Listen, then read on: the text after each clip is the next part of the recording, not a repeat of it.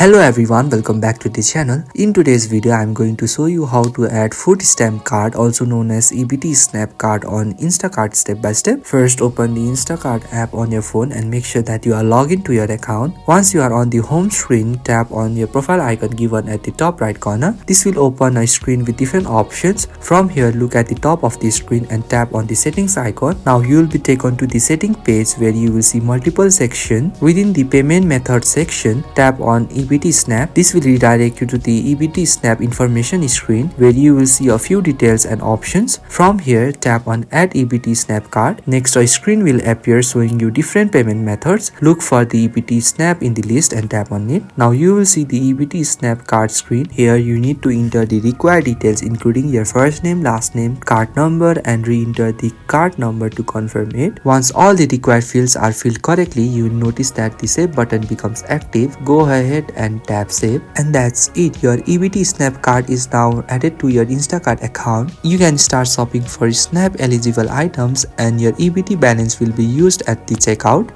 So if you find this video helpful, please do not forget to like and subscribe to the channel. Thank you for watching and I will see you in the next video.